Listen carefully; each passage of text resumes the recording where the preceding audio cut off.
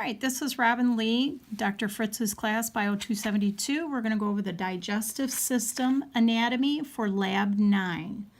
We're going to start here with the oral cavity. That's this whole cavity here.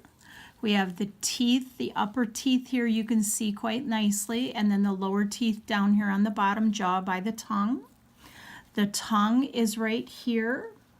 These are the sensory papillae, right in along here, and you can see them at the base as well.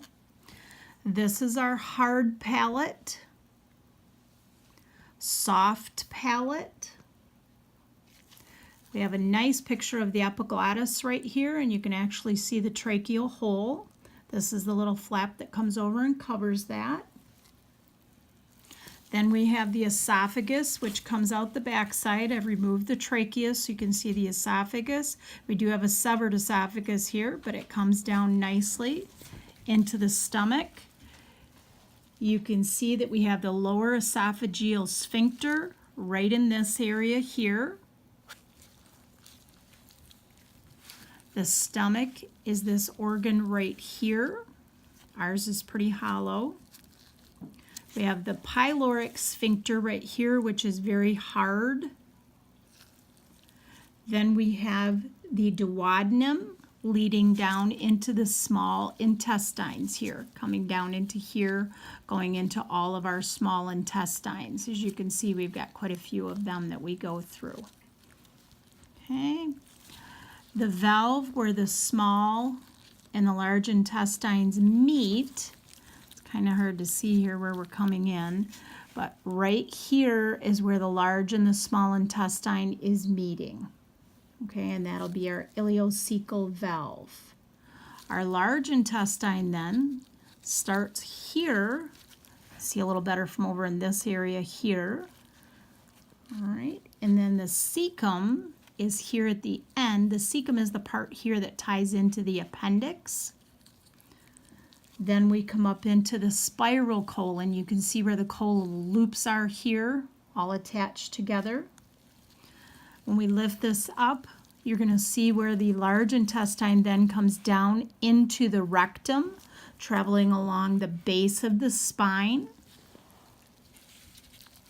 and then coming out through the anus at the base of the tail of our pig. All right, this would be our parietal peritoneum here that you can see is the outer lining of the whole digestive cavity on both sides.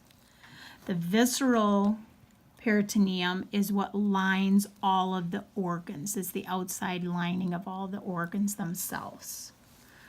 Okay, we have the aorta that comes down from here. You can see it travels in back behind, basically attaching right in here to the stomach.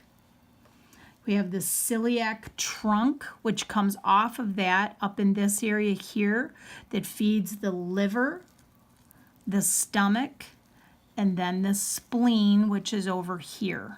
And we'll talk about the spleen in a second. Superior mesentery is the one that goes to the small intestines and feeds it. The inferior is a little bit further over that goes into, and you kind of see it a little better maybe from the bottom here. It comes in and feeds the large intestine here. The liver is our largest organ right here. It's very large in this pig. The gallbladder is on the underside of the liver right here, this little black greenish type organ. The hepatic duct is what comes up here feeding the liver itself.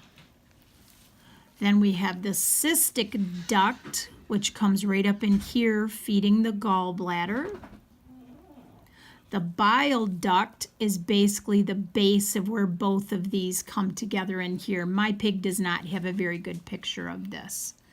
The spleen is this long organ over here. You can see my spleen has actually been ruptured, but it starts at the base here and comes all the way up. It's a very long organ in pigs. And then down here, we actually have a fairly good picture of the pancreas, where you can see the pancreas right in this area here.